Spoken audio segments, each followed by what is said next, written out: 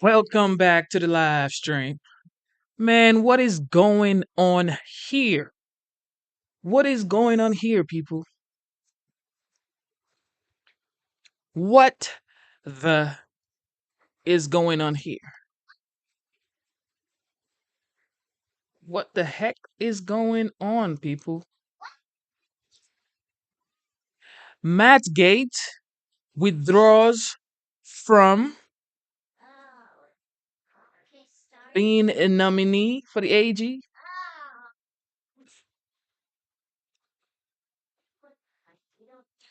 What is going on here, people? Well, it happened. It happened. Now, what do you think happened? Huh? What do you guys think happened here?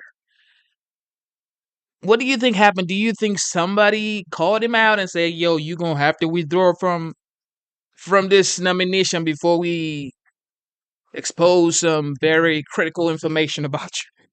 Is that what you think happened? What happened here, people? Because I'm trying to understand why the GOP would not do everything they can legally to make sure he becomes the attorney general. Because this is looking to me like it's about to be what 2016 over again. Is this about to be 2016 again, guys? Because I don't understand what's going on here. Is this about to be 2016 again? This better not be 2016 again now. I mean, what is going on right here?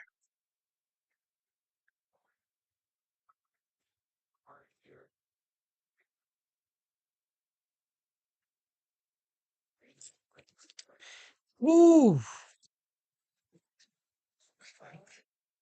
All right. So Matt Gaetz, I had hopes of Matt Gaetz being the attorney general. And now all of a sudden he's withdrawing from being the nominee.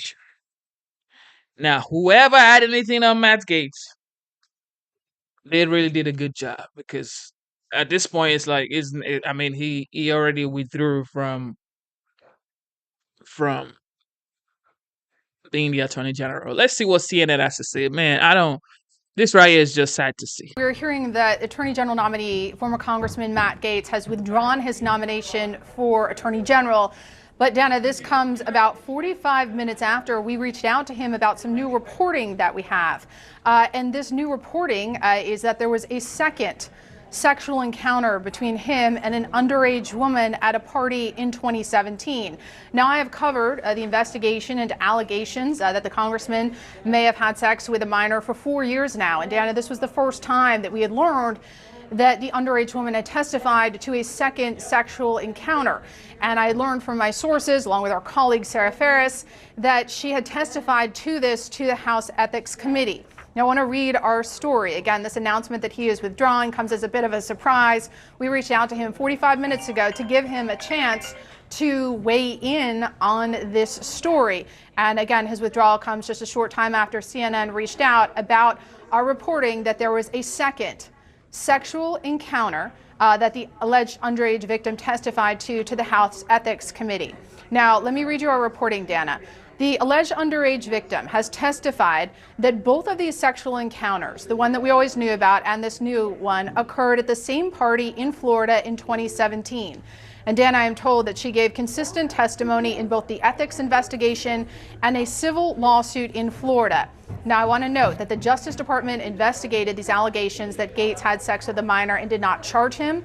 He has always denied wrongdoing, and we reached out to him 45 minutes ago to get a reaction to this. He did not offer us a statement. Instead, we're seeing that he is now withdrawing. Now, I want to note that what's notable about this testimony is that the underage woman testified that the second sexual encounter also involved another adult woman. Now, the adult woman has denied that there was a threesome. Gaetz has always denied that he had sex with a minor. But of course, this new reporting was coming as President-elect Trump was trying to shore up support on Capitol Hill to get Gaetz confirmed. I think this is also important, this new reporting, because it reminds people that there are things about this investigation that are still not public. But again, we reached out 45 minutes ago to Gaetz's team to tell them that we were going to go public with this story. We told them it would go public around 12:30, and before he got a statement, he announced that he is withdrawing from his Attorney General nomination. Wow.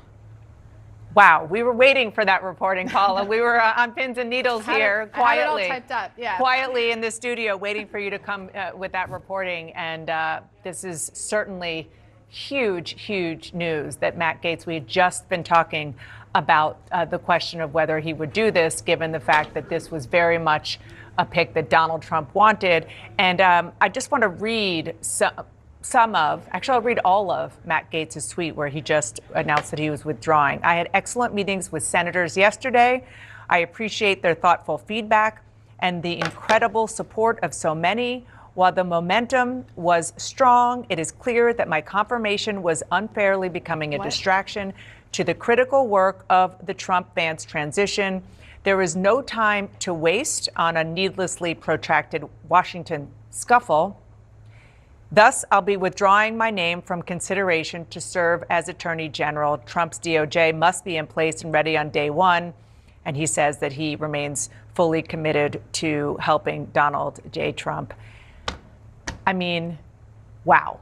This is really. They could not wait to get this guy. They couldn't wait to get this guy out of there, bro. They could not wait to get him out. What is going on here? Matt Gaetz says he is withdrawing from being the Attorney General nomination. They could not wait to get something on this guy. I'm on live. Okay. They could not wait.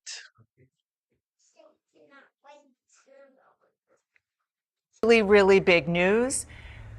And we knew that this was, I wouldn't even say possibility, I would say probability, given so much quiet opposition by Republicans. The fact that there was more information coming out. Paula Reed and our colleagues went to them with that information. We were going to report it, and he's out. He's out. This is going to be a huge relief to a lot of Senate Republicans who did not want to have this debate, who did not want to face the first sort of chance to show whether or not they were going to stand up to Donald Trump on something that they disagreed with or not. And it's a blow, certainly, to President-elect Trump for having seen his nominee not last, 2 weeks? But this will clear the way for the Senate Republicans to have somebody at the top who they can support. Yeah, also, I would take issue with one thing he said in that tweet, which just is one thing. That it was a scuffle. One thing stood out to me is that he said the momentum was strong. Oh, I think the reporting shows very clearly that the momentum was not strong. Or otherwise, he would still be the 100% the nominee. Manu, I want to go to you on Capitol Hill. I know this just broke, but what are you hearing so far? I'm guessing the relief that Jeff Mason was just describing.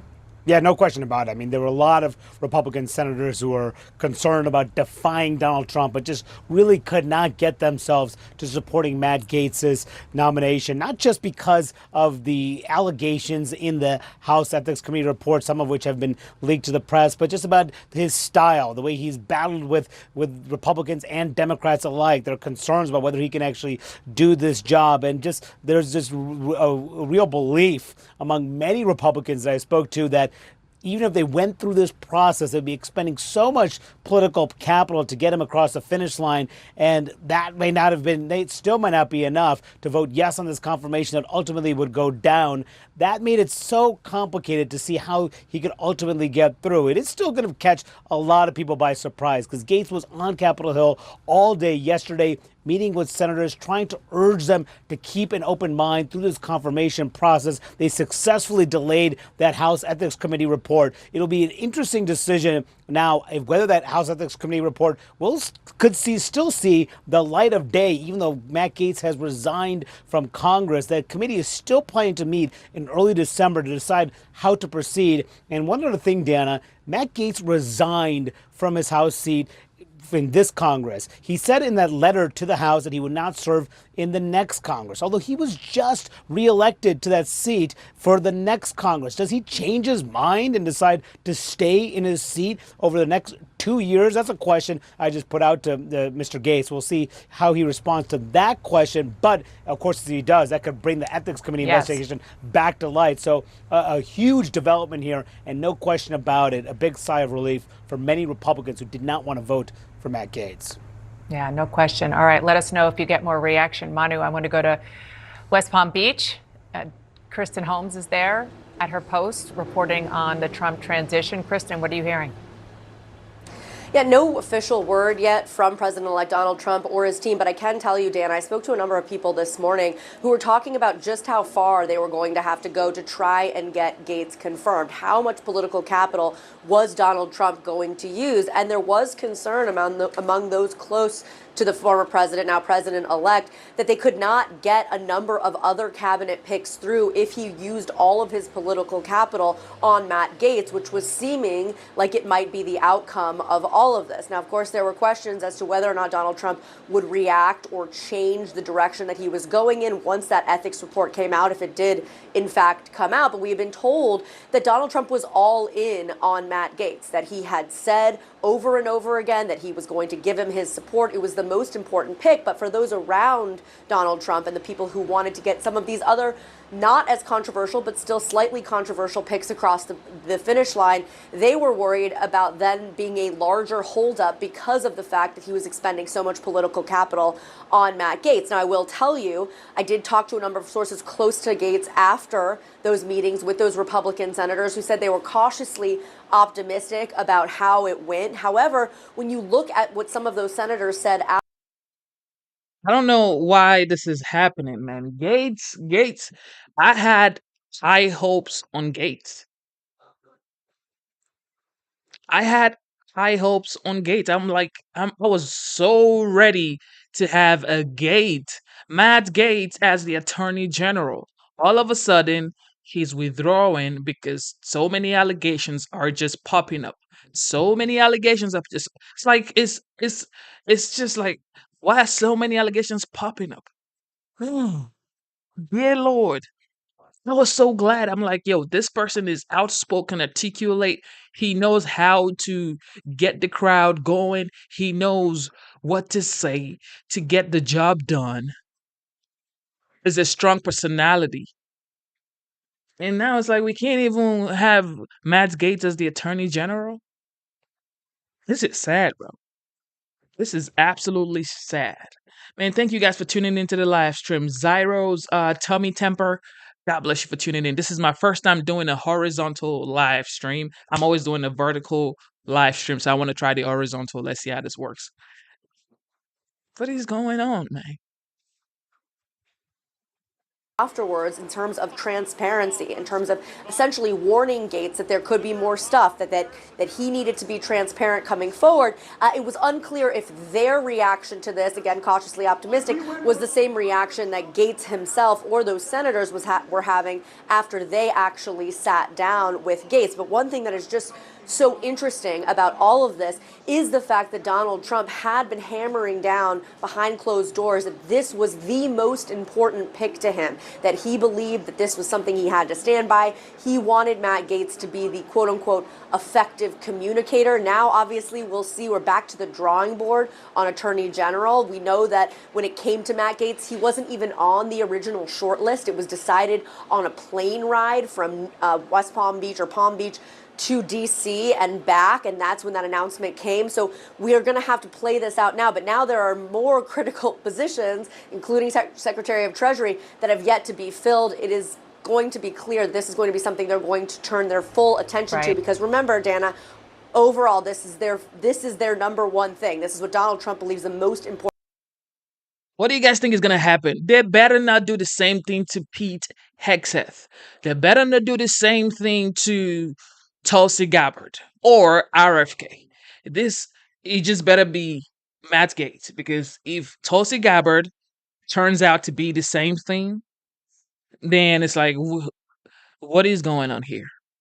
What is going on here? I was so glad we're gonna get Matt Gaetz, but like Tidwell said, everything happens according to God's infinite plan. We will have someone better, hopefully. Hopefully. Matt Gaetz is stepping down from his nomination to Attorney General of the United States. Many said this was the most contentious of the nominations made by former President Trump.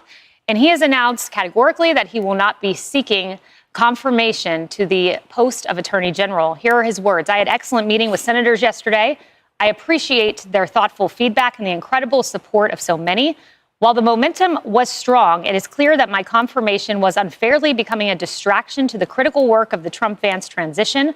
There's no time to waste on a needlessly protracted Washington scuffle. Thus, I'll be withdrawing my name from consideration to serve as Attorney General. Trump's DOJ must be in place and ready on day one. I remain fully committed to seeing that Donald J. Trump is the most successful president in history. Look, Griff, this was quick. I mean, the appointment came as a surprise to many, and we will see what happens. We know the deputy is Todd Blanche. That was Trump's attorney in his case with Alvin Bragg here in New York. Many suspected that if Gaetz did not make it through, that perhaps Blanche would be elevated. Well, we'll see where it goes. And I think really the question over what Matt Gaetz does next is really fascinating, because he resigned from the current Congress. Mm-hmm. He was elected to the next one, but his resignation officially set in motion Governor DeSantis standing up a special election quickly. Gaetz's district in the Panhandle is very Republican. It was always going to be a Republican that replaces him. The question now is, will Gaetz run in his own special election to try and get reelected back to Congress? And the question about, there was clearly, Kayleigh, pressure building, sources at Capitol Hill telling me and every other reporter in Washington that this ethics report was likely coming out. And now maybe that's up in the air now that he steps away, or maybe it accelerates it. That's yet to be seen. It is yet to be seen. You know, Harris, so he resigned from the 118th Congress. And when he gave his speech on the House floor announcing that resignation, he said, I do not intend to take the oath of office for the same office in the 119th Congress. So you have to ask, does he now take that back and try to be a congressman, or does he go away? He said, but you caught what he said, the same office. Yeah. DeSantis has to appoint, if Michael Waltz, congressman, moves on in his nominated post, if Marco Rubio, senator, moves on in his nominated post, he's got some positions to work with there in that state. Could it be Matthew Gaetz, who then becomes a U.S. senator for an interim in the state of Florida? That's an interesting thought. I mean, Cassie, there's also the notion that Trump could appoint him to a big and powerful position that does not require Senate approval. He clearly thinks fondly of Matt Gaetz. Matt Gaetz is someone who wants to drain the swamp, who wants to shake things up in a big way. Trump could put him in a big position, just one shy of needing Senate confirmation. Yeah, these are all very interesting scenarios to see how they play out. It's no secret that Matt Gaetz doesn't really sit with anyone at the lunch table in Congress. He's made a lot of enemies, and he's turned people the wrong way. But that's not to say that he's just going to go away and say, you know what, all right, we don't get along, I'm going to go back to Florida and hang out on the beach. I think he has higher aspirations. I think you're right. We know President Trump really likes him and thinks that he's a great defender of his agenda. So I wouldn't be surprised if we see him again sooner than we think. There's also the ethics committee. I've watched several members, Democrat and Republican, talk about this. There was a loggerhead. There was not an agreement to release the report. You had Democrats saying we want a full vote of the House as to whether this report should come out. Right. Emily, one would think that moves away, and now the ethics report is a done deal and the dustbin of history, but maybe not. Right. I mean, Senator John Cornyn came out and said, look, this is going to come out one way or another, he said. He was quite vociferous, unlike, for example, another senator who anonymously commented on the record that it would be very contentious and essentially requesting that Gaetz step aside to save him the, quote, embarrassment of that public trial that Senator Cornyn said would be messier than Kavanaugh. It would be even more brutal. So I think that might have played into it. Perhaps we don't know what happened behind closed doors, if there was pressure that former Congressman Gaetz acquiesced to in the form of, look, don't jump on the grenade. There was also the thoughts that perhaps it might make other nominations easier. But it seemed as if the ethics report potentially had a big impact. But again, to the senator's point, perhaps that's going to be released no matter what. If Governor DeSantis were to put him and appoint him, you also get around any sort of confirmation situation. You fill a Republican seat in a state that is red, that's been red, and you know who you have in the Senate. You already have a majority. I mean, I would really watch that if that's what he wants. Yeah. Yes, we will see. Can I just say, if you were just walking it out, because we're just getting this news, and it's like, wow, what if you filled Rubio's seat with Gaetz and made him a senator? Or Waltz. You still don't get rid of stays in the House. What Emily was talking about, the ethics report, and what was going to be the consequences. You saw New York Times is already reporting this long stream of payments, apparently, that was part of the testimony to the House. So if all of the information is coming out, even naming him to a seat, does he not still come back and have to deal with that, which could weaken the majority? And the new question becomes, who will be the new nominee for Attorney General? A lot of people saying Todd Blanche, highly qualified former federal prosecutor nominated to Deputy Attorney General. We'll see if he gets elevated. We will find out in due time. More on Numbered next. Hey, everyone. So it's basically the fact that there's so many evidence, like Venmo payments to ladies, and it's like, now they're saying there's like underage situation going on. And just like Tommy said, Gates' past has come to haunt him. What do you guys think? Do you think this is all like a scheme, or this is just actually facts going on? Like Gates really messed up. Is this because, now they're saying Pete Hegseth. Check this out. Pete Hegseth also has some claim going on. Elena, you cover the Trump transition for us, so I'm just going to start here when it comes to Pete Hegseth. Once again, in light of this police report, we are hearing from the Trump team saying that he fully supports his nominee. There's no plan to even close to withdraw him. This report corroborates what Mr. Hegseth's attorneys have said all along. The incident was fully investigated and no charges were filed. Now, she says because police found the allegations to be false. I just want to underscore, we don't know that police found the allegations to be false. What we know is that he wasn't prosecuted. What happened in between the allegations and none of them being prosecuted, we don't know. He said just now when he talked to reporters, as Manu said, that he was cleared. Again, we don't know that. What we do know is that there was an agreement, which his attorney says was because it was the middle of the Me Too eruption, and he knew that any public allegation would cost him his job, so he just wanted to keep it quiet, and it doesn't necessarily mean that he was guilty. We'll see. These are, again, the beginning of these questions. What are you hearing?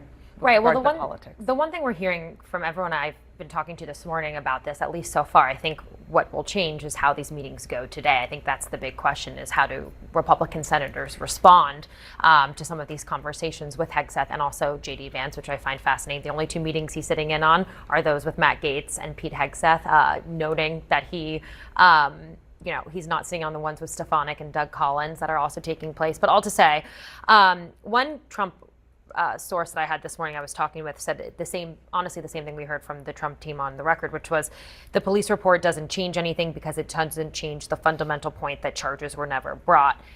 That is what they're going to keep saying. I think when I talk to them about the broader question about what is going to happen with this, is there a contingency plan? Are there actually concerns about this? A few things is we know there was a lot of frustration and uneasiness from the get-go with Donald Trump selecting Pete Hegseth, and that's partly because it happened so quickly. He called him down to Mar-a-Lago to interview him very soon after Donald Trump announced that he was going to be his pick to lead the Pentagon. However, they didn't have a lot of time to vet him, to go through all this. We know, and we've reported, that they were caught off guard by some of these. They've obviously seen the police report now, but that has been an issue already from the start with him. The other thing I think, and this goes the same for Matt Gaetz as well, is there's still a fear of what else could come out. Because again, they haven't done enough of that background research on some of these people. And so that's where the fear lies. However, one thing to keep in mind with both Hegseth and also Matt Gaetz is Donald Trump hand-selected them himself. These weren't people who were pushed on him by others. Donald Trump was really the one who wanted them in these roles. And part of this is going to be an ego thing. That is why Donald Trump is standing by them 100% and really lobbying people personally to stick by them and support them through these processes. And he is somebody who was found liable himself in a court of law. He is somebody who has repeatedly denied the allegations about him with regard to allegations of sexual abuse. And therefore, with these particular allegations against these two men, he has kindred spirits. I mean, let's be honest, that's a part of this. And I mean, for Donald Trump, loyalty is a two-way street. If he feels like he's got loyalty from this Fox News anchor and the commonality that you were just talking about, then he's clearly sticking with him now. And yet, I bring up the question of loyalty because Donald Trump also throws his own people under the bus. Mm-hmm. So if this doesn't go well, if it turns out that it's going to use too much political capital, it's certainly a risk that he would jettison this pick. I want to look at some of the other statements from other Republican senators this morning. Let's start off with Bill Hagerty, who, by the way, is also being considered for Treasury Secretary. Those allegations are nothing but what you said, allegations that are he said, she said. This is a case that has been dismissed. This is just dredging up something to try to smear and discredit a candidate. It reminds me of what happened to Brett Kavanaugh. It's a disgrace. And here are some others off camera. This is specifically about Hegseth. John Barrasso called him a strong nominee. Marsha Blackburn, great meeting. Roger Wicker, pretty good shape. Eric Schmidt, we need outsiders. It goes back to the math that you and Manu were talking about in convincing fellow Republicans. And there are some who have indicated in the past they're willing to oppose nominations where issues of sexual assault may arise. Republican Senator Jenny Ernst. She is a combat veteran. He also has had controversial comments about women in combat. She has a history of protecting women against sexual assault in the military, and she previously opposed an Air Force general back in 2019. So there is a potential here for him to lose Republicans, particularly those who have a track record of caring about women in combat, but also sexual assault in the military, sexual assault generally. Whether we have to wait until January to see how those votes shake out. But remember, the hearings, confirmation hearings can be quite splashy. A lot can come out of those. Democrats will be part of these hearings. So how one carries themselves through the course of that is also going to be telling, and also how Trump decides to continue backing him or not. I will just add one other data point there, and that is that she too was the victim was a victim of sexual assault. We just heard Manu talking about Pete Hegseth speaking. We have some tape. Let's roll it. We take absolutely nothing for granted, and we welcome the opportunity to talk to any senator that wants to talk to us. Did you sexually assault a woman in Monterey, California? I have, as far as the media is concerned, I'll keep this very simple. The matter was fully investigated, and I was completely cleared, and that's where I'm going to leave it. Thank you very much. Okay, again, he wasn't completely cleared. He just wasn't prosecuted. I also wonder what he means by as far as the media is concerned. Yeah. Does that just mean this is all I'm going to say to you, but I've got something else to say to Donald Trump? I mean, I think part of the interesting backstory here is how annoyed Trump is with this, or if he's not, and I don't know, that just is an odd offhand to start that comment with. I also just think how jarring it is, no matter where we are, no matter what we've seen in the last many years, to have the first question come at you from reporters when you're making your way through the hallways, did you sexually assault a woman, isn't ideal. Let's leave it that way. I want to broaden the conversation to one of the issues that These guys are just trying to link Trump with this whole assault going on, saying, well, he's kindred spirit, birds of the same feather flocks together type situation. It's like, that's not the case. That's just not the case. This man was given a mandate and has been voted for to be the 47th president-elect. All of this stuff is really to get back at Trump, in my opinion. All of this stuff is to get back at the 47th to say, you see what just take a look at this. You guys are the same. You guys do this to women. You guys do this and that. That's all it is. That's all it is. Now, am I saying that, Matt Gaetz didn't do anything maybe bad? I don't know. I mean, who knows, bro? You really never know anybody, okay? You really never know anybody. However, it's like everything has the same scheme. Hegseth has the same scheme as Matt Gaetz. Matt Gaetz, the same thing as, the 47. It's like, why is it the same thing? Can you guys find something else to charge these people with? Why is it always the same thing? The Trump transition might be having, which is the distraction right now. And Karl Rove put it this way in an op-ed today. Inadequate vetting, impatience, disregard for qualifications, and a thirst for revenge have created chaos and controversy for Mr. Trump before he's even in office. The price for all of this will be missed opportunities to shore up popular support for the incoming president, but at least it'll make great TV. I am of the belief that despite the fact that they were blindsided by the allegations against Pete Hegseth, they certainly knew about a lot of the skeletons in Matt Gaetz's closet. Taking those aside, controversy, people outside of the box, whether it's good TV or not, he also is delivering on a promise to do things very, very differently and try to really make an impact and change these agencies across Washington. Right, and I think that's so crucial to keep in mind through all of this is he very much believes, and we did see, I mean, the votes, he won the election. A lot of people, when I was out on the road at these campaign trails, were praising some of the rhetoric Donald Trump used when he said he wanted to, dismantle the education department and so on and so forth. But he believes he has a mandate to carry out, and that's why he's so fixated on some of these people. He likes Matt Gaetz, genuinely wants him in that role for Attorney General. I think there's a lot of people who are arguing, oh, he might be just a sacrificial lamb. That is not the case in my conversations. Donald Trump very much likes Matt Gaetz because he thinks he is the one person who actually disrupt the Department of Justice. And Donald Trump and his team believe that that is what the people want, that people have been saying we need changes and that they're going to support this. And that's a big part of why, all of this is being described a lot of times as, just something they need to get through and a hurdle they need to pass, but not necessarily a litmus test for them or something that could potentially disqualify them for this role. Yeah, no, my reporting is what yours is, that he really wants Matt Gaetz for this job. He really, really likes Matt Gaetz. But that doesn't change the fact that so far that it's not always up to him. The numbers are not there. And while it may be publicly a distraction for each of these nominees to have to navigate, behind closed doors, there is work underway to do the things he said he wants to do. I talk to my sources all the time about what is, for example, being worked on in the immigration space and his mass deportation plans. And that I 100% believe he actually wanted Matt Gaetz. Now, some people are saying he doesn't want Matt Gaetz. It's just like a ploy to get somebody he wants. According to Average Joe says, well, you know what?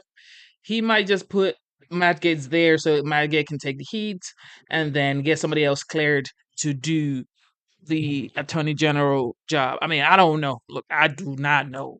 But Matt Gaetz has always been articulate. He has always been that person that goes in and says what he wants to say without fear.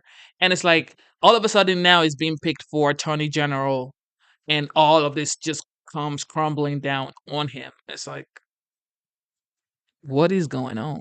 This better not be 2016 all over. Breaking overnight, disturbing details, a new jolt to President-elect Donald Trump's defense secretary pick, as Politico puts it this morning. For the first time, we are now seeing the police report at the center of a sexual assault allegation against Pete Hegseth. With Hegseth's nomination already facing scrutiny, the report in graphic detail now reveals conflicting accounts of what happened in a hotel room 7 years ago. Sarah Murney has been pouring through the 22 pages of this police report, and you lead us off this morning. What are the details that you are hearing, knowing that they are pretty disturbing? Yeah, it is disturbing. And, you know, this police report really does give conflicting accounts of what happened this evening in October of 2017 in California surrounding a Republican women's conference. And I want to get to the woman's account first. She's referred to as Jane Doe in this police report. She says she encountered Hegseth at this conference. He was giving off a creeper vibe. She says she ends up in a strange hotel room, and when she's there, Hegseth took her phone from her hands and he blocked the door with his body.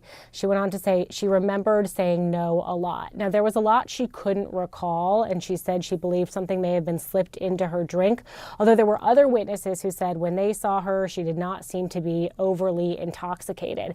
There were also conflicting accounts from witnesses at this conference about an interaction that this woman had with Hegseth at a bar at the hotel. One person said that Hegseth was hitting on another woman, and Jane Doe arrived to be a, quote, crotch blocker to stop him from hitting on this other lady. A different conference attendee said it appeared that Jane Doe and another woman were flirting with Hegseth. At any rate, a few days after this incident took place in the hotel room, Jane Doe does go to seek medical attention. She gets a rape kit. She tells the hospital that she... I mean, guys, what is going on here? Pete Hegseth was like the golden boy just 2 weeks ago. All of a sudden, now Jane Doe is coming out saying she's having issues. Pete Hegseth was golden on Fox, just doing his thing. Now, Jane Doe says, you know what? He might have slipped something in my drink. In my drink. She's not sure if there was any penetration, but she believes that she was sexually assaulted. And then a nurse there reports it to authorities. Now, this is a very different account than what Pete Hegseth gave to authorities. He describes an evening of consensual sexual intercourse. He says that this woman, Jane Doe, ends up in his hotel room. He found it kind of odd that she stuck around, but they became intimate. And he tells authorities there was always conversation and always consensual conduct. He said that he and Jane Doe discussed that she was married, and she said she would tell her husband she had fallen asleep on the couch in someone else's room. He also told authorities she showed early signs of regret, although he didn't describe what that means. Now, Timothy Parlatore, an attorney for Hegseth, said that this police report confirms what I've said all along, that the incident was fully investigated and police found the allegations to be false, which is why no charges were filed. Now, we do have to note the police report does not say that these allegations are false. It is true that there are no charges that were filed in this case, and there is other evidence that could help shed light on what happened. There's surveillance video. There's a memo from the district attorney's office that would kind of outline why they decided not to bring charges in this case. Those have not been released, and we don't expect them to be released. Authorities have cited state law saying that they're going to remain private. We should also note that earlier, Parlatore, the Hegseth attorney, did say that his client paid a settlement, an undisclosed sum, to this woman, and there was a confidentiality clause as part of this. The woman did not comment to CNN. When we contacted her last week, she did break down in tears. Sarah Murray, a lot of complications there, a lot of different sides of that story, but the detail is disturbing in and of themselves. Appreciate it. Kate? And we are standing by, Sarah, today to see Pete Hegseth on Capitol Hill with J.D. Vance at his side. And also standing by to see what key Republican senators think about his nomination after they hear from him, and also see the new details about the alleged sexual assault that he denies happened. CNN's Elena Treen has new reporting on this today for us. She's back with us. Elena, what are you learning? Well, first of all, I think today is really a key test, both for Hegseth, who, of course, is going to be confronted with a lot of what Sarah just laid out, a lot of Republicans in the Senate who are going to be vital to ensuring whether or not Hegseth can get confirmed.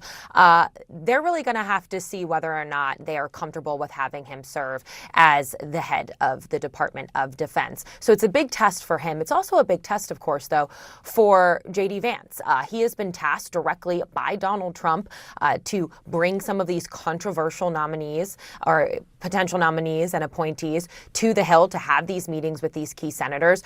And really, whether or not Donald Trump can get his preferred cabinet picks confirmed is really going to be a test of J.D. Vance's influence. And what we've learned in some of our new reporting today is that Donald Trump has directly asked J.D. Vance to kind of be his point person on Capitol Hill. Yes, he has others who are going to be officially named as the liaison to Congress, but J.D. Vance has been someone that he has asked directly to, one, help him with these cabinet picks, but also to ensure that they stand behind him on a lot of his agenda. Donald Trump firmly believes that he has a mandate that he was given. Other people question if that's true because he had won the popular vote and because of the results of the election. And he wants J.D. Vance to make sure that now that they have majorities in the House and the Senate, that they move forward with what Donald Trump wants to do and don't get in Donald Trump's way. So this is a test of that. And we also saw that, of course, yesterday when Vance kind of paraded Matt Gaetz through the Senate halls as well for these important meetings. And all to say as well, I think when it really comes down to it, there's a lot of questions about, whether some of these nominees, whether Matt Gaetz or Hegseth could kind of be viewed as the sacrificial lamb. I've heard some people argue that perhaps, they are being used as a distraction so that Donald Trump can fill the rest of his cabinet. When I talk to those close to Donald Trump, they tell me that that is not the case. He really wants, particularly with Matt Gaetz, to be his attorney general. He wants Pete Hegseth to serve at the Department of Defense. And so I think this is going to be a huge test for them today, and really how we see senators and Republicans respond to how these meetings go. Yeah, and it's also just a dangerous game to play, a risky game to play. If you go along the line of putting someone in thinking they, might not get through, they could be the sacrificial lamb. It's just with the positions we're talking about in cabinet level positions, it's just dangerous if you really don't want to get them in and you're okay seeing them, seeing how it plays out. It's good to see you, Elaine. Thank you, John. All right, with us now, CNN Senior Vice President and Washington Bureau Chief David Chalian. And I left out Legion of Honor member and Tony Award nominee. David, thank you so much for being with us. First, what do you think that these allegations mean for Hegseth's nomination, the status of that nomination? Well, listen, I think there are a couple questions that get raised here. I don't know. We don't know the answer to the status of the nomination, John.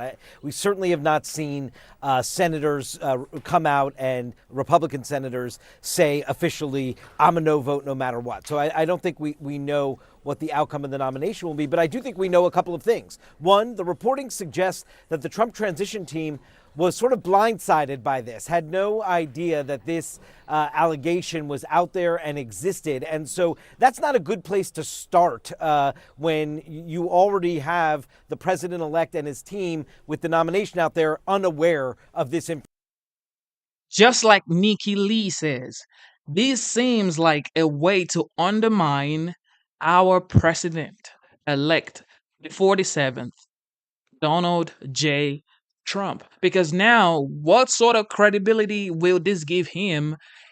Now he picked Pete Hegseth, Matt Gaetz. It's like these two guys are going through all of this rigorous assault situations that is just pouring down on them. It's just pouring down on them. So now you're telling me the president-elect chose these guys that have issues with the law. This is undermining the precedent. This right here is like, you don't have good taste in capable people, and we don't trust your judgment vibe. This is that's what this is giving right here. Information coming out. So it begs the question, is there other stuff out there, or is this it? And can this be managed? That's one. But two, I don't think this story is necessarily done. I mean, Sarah told you in the reporting, some things are going to, due to state law, remain private. We now have this police report. It is not unlikely that we're going to get more details of this as this nomination process moves forward, and whether or not those details make it more difficult for senators to support the president-elect's choice here remains to be seen. But it's not going to be an easy road, obviously. No, and again, the Trump team apparently blindsided by this. And it brings up the issue of transparency, which is being criticized by some from the right. I mean, the Wall Street Journal yesterday published an op-ed on Pete Hegseth saying it was unfortunate that the Trump team didn't know about that. And today they have a new editorial about Matt Gaetz, the Attorney General nominee, saying the Senate has every right to demand to see the report on Matt Gaetz before confirming his nomination. It's one thing to keep sort of details private when a lawmaker accused of misbehavior is chastened enough to resign and go back to private life. This looks more like an effort to dodge accountability by getting a promotion. The Rupert Murdoch-owned Wall Street Journal, David. Yes. I think this editorial today on Matt Gaetz from the Wall Street Journal editorial board is fascinating because it's basically a memo to Republican senators. Also in this editorial, John, it says to the senators, you know, the president-elect has every right to put his trust in whomever he wants to serve in these roles, but that the editorial board reminds senators it is their duty to decide on behalf of the American people if these people should be trusted in these roles. And so I think we are going to get to a really interesting political conundrum for Republican senators real fast here, John, because President-elect Trump obviously had a very decisive victory. He has wind at his back as he moves into his second term as president of the United States. And there is a new majority of 53 Republican senators in the Senate. The question is, are we at the very outset of this administration going to see just Republicans fall in line and give President-elect Trump the team that he wants, irrespective of any of this? Or are we going to see these Republican senators set at the outset, they basically say to President-elect Trump, we have a role to play here too, and it doesn't mean as a co-equal branch that we are always going to be completely aligned with you.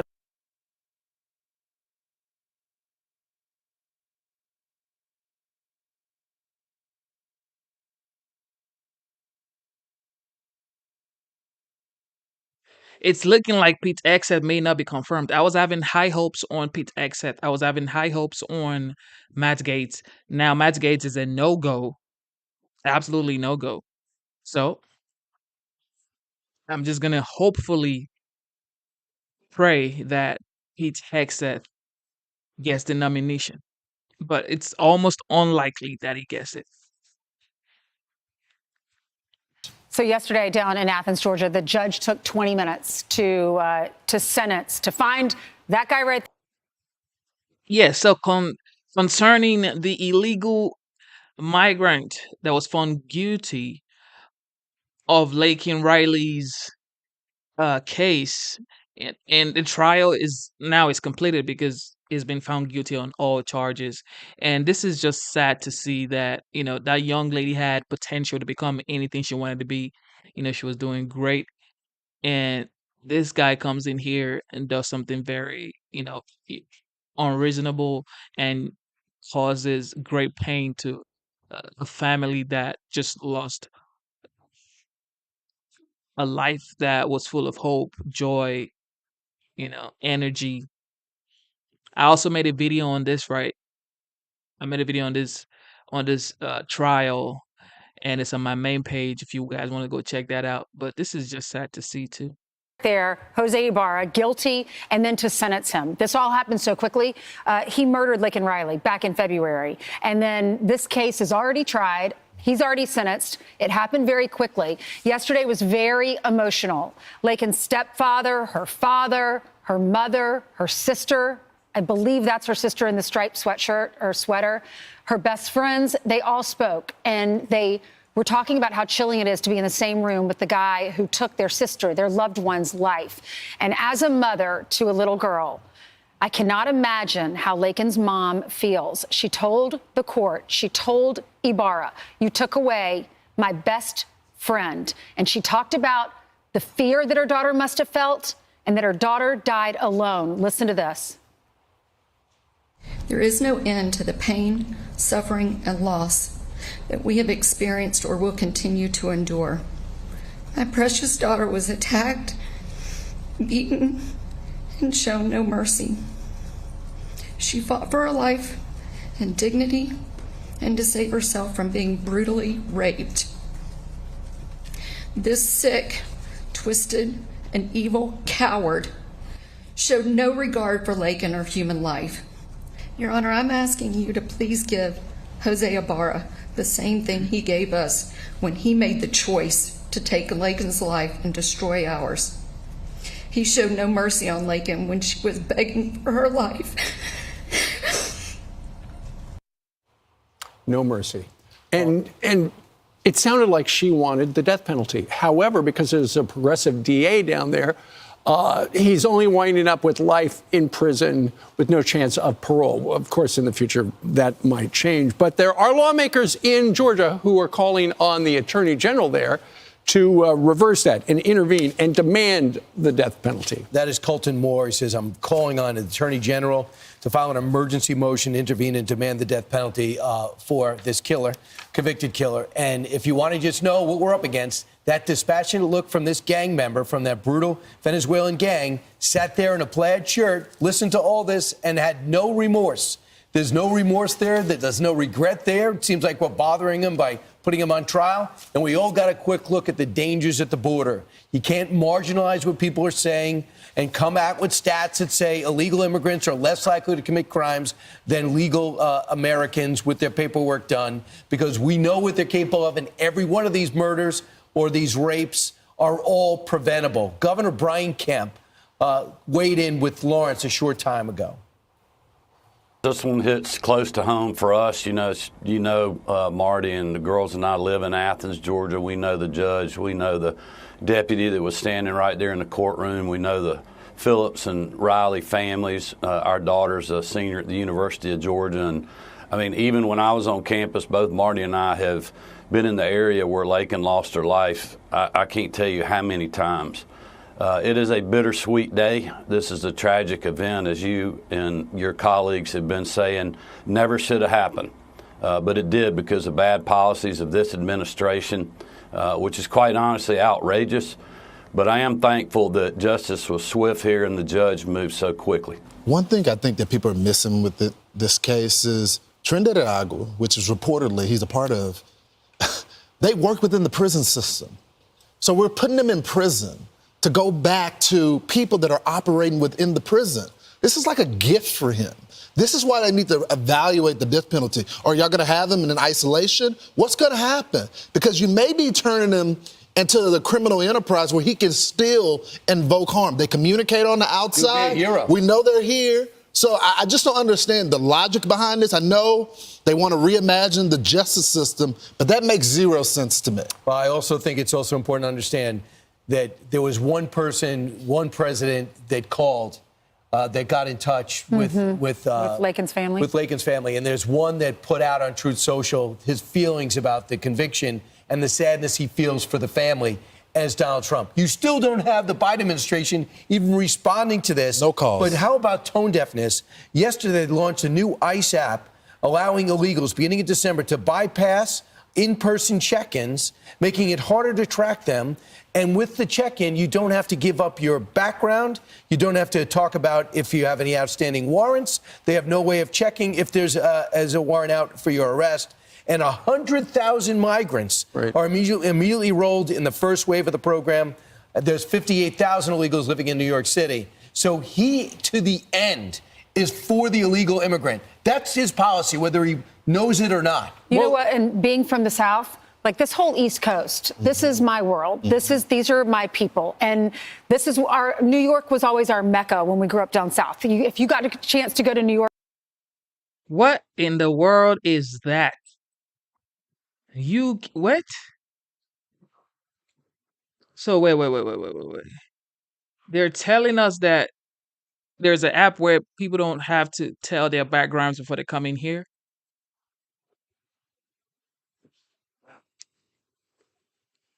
This is sad, guys. This is absolutely sad.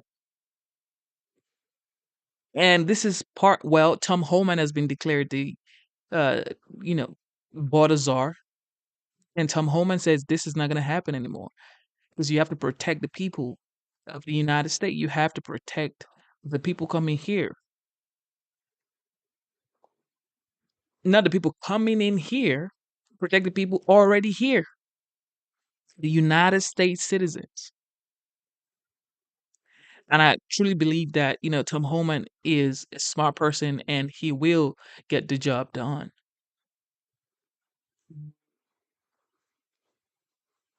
It was so fun to just go and see the lights in a show, maybe.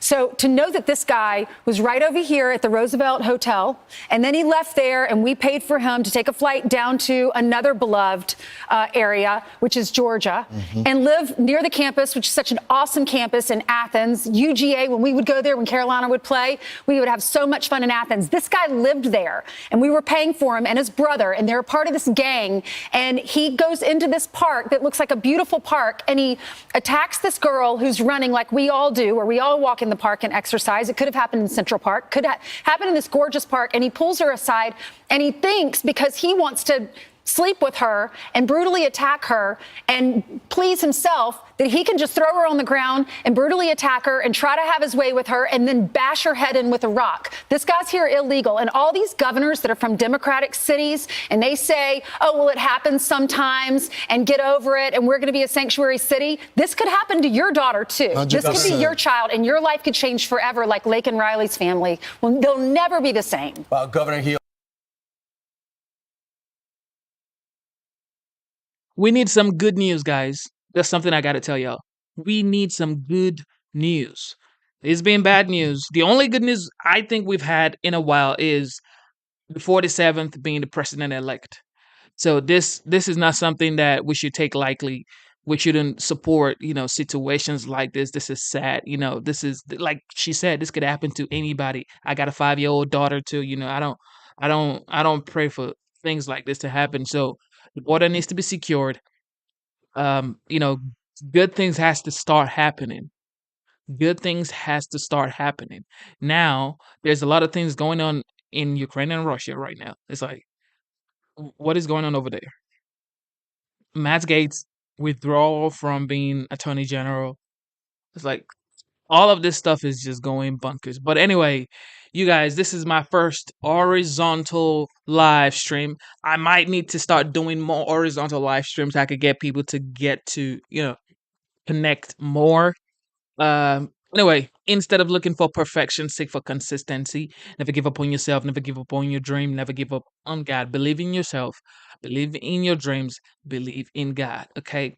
It is your boy. I am signing out. Thank you to all the veterans in the chat. Thank you to the moderators. And God bless you, man. Genesis is signing out. God bless you.